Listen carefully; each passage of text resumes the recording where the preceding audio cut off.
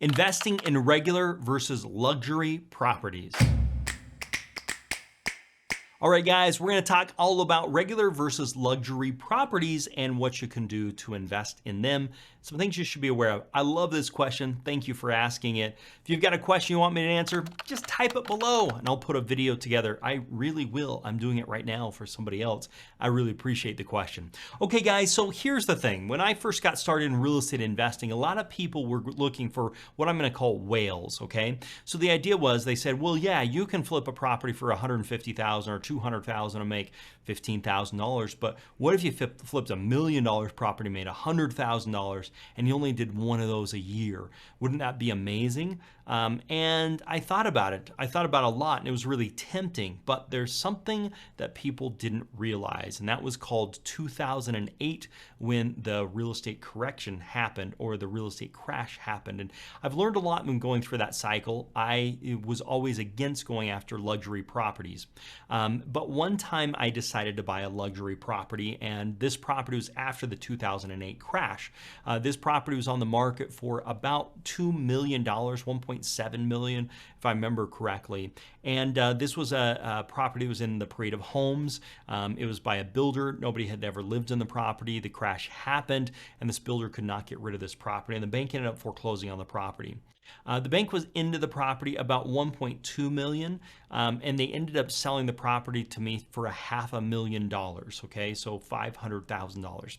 I really felt like if I moved into that property, had it as my own residence and lived there for 2 years, I could get tax-free when I sold the property and make a big gains. I was expecting the property to go from $500,000 back up to $1 million, and I thought I would sell that property for $1 million, and luckily you can get $500,000 tax-free if it's your primary residency, if you've lived there 2 out of 5 years, if you're a married individual, which I am happily married, and so I was excited about that. Well, 2 years came and passed.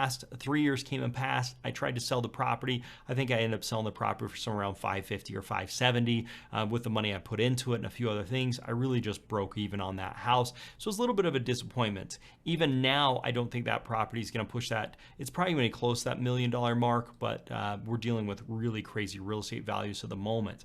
But the point with this is, one of the things I learned with luxury properties is luxury properties and luxury property buyers are picky. And they're actually a little bit snobby. So for example, when I moved in this luxury house, one of the things I figured out is I can't just go to Home Depot to replace a light in a light bulb. It's crazy. I had to go to a specialty lighting store that I had to drive a long ways to get to so I could get these specialty lights that I could put inside of these really expensive lights. And you know what else? These really expensive lights are a pain to put it in because they want you to hire an electrician to put the light into that. So that's kind of a mess, guys.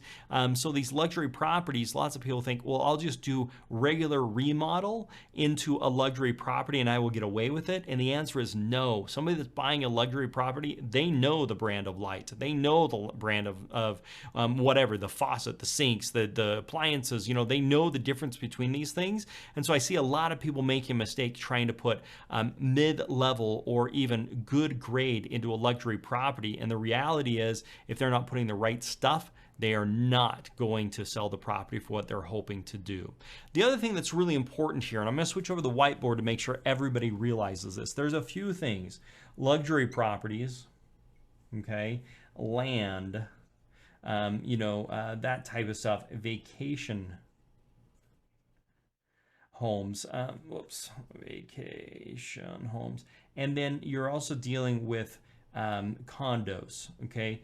Any of these properties, one of the things you'll find with the crash or moving up, these properties will be the last to go up and they will be the first to go down in value.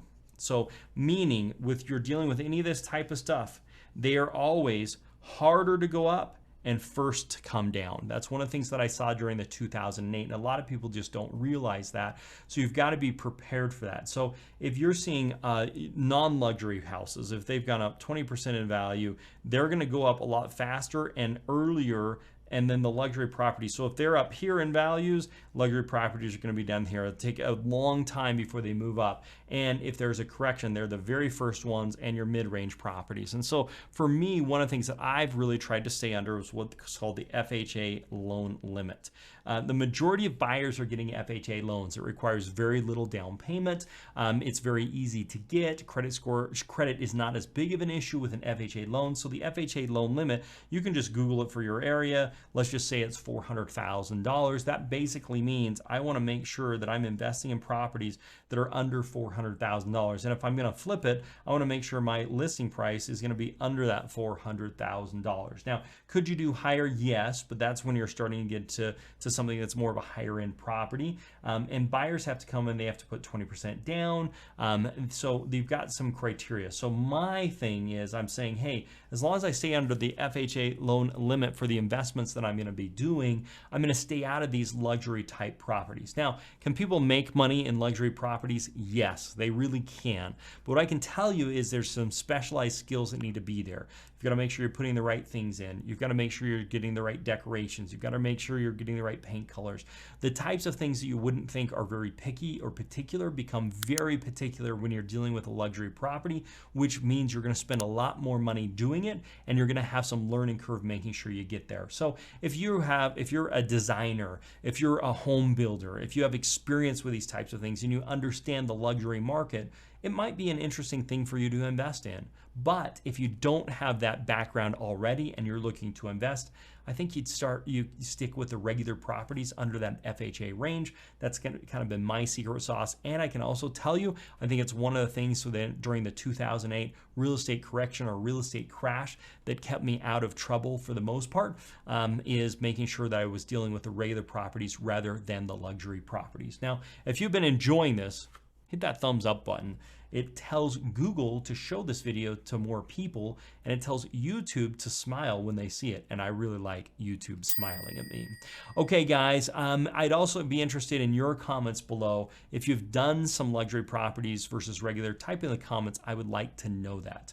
Now, one of the things, regardless of what type of property you want to be going after, is a detailed roadmap as to how to go and find your next deal. And we have what's called the Next Property Roadmap. And basically, you answer a few simple questions, and you can go and it will tell you week by week what to do to get a property and how long it should take you on average to get a property. If you'd be interested in that, just text me your email address and I will send it to you for free. Text me at 435-294-0433. Text me your email address. Also, I've got a video where to find good residential properties. You want to check that out if you're out there looking for great deals. I've also got a blog post, how do I find off-market properties, 26 strategies I have used to find properties that are not on the MLS. I have a blog on that. I will link that in the description below in the notes, so you can go over and you can check that out. Also, please consider subscribing to the channel. Certainly love to have you. I do a video like this every single day, and if you'd like me to answer one, like I said before, type it in the comments and I'll put a video together for you. Otherwise, make it a very profitable day, and bye for now.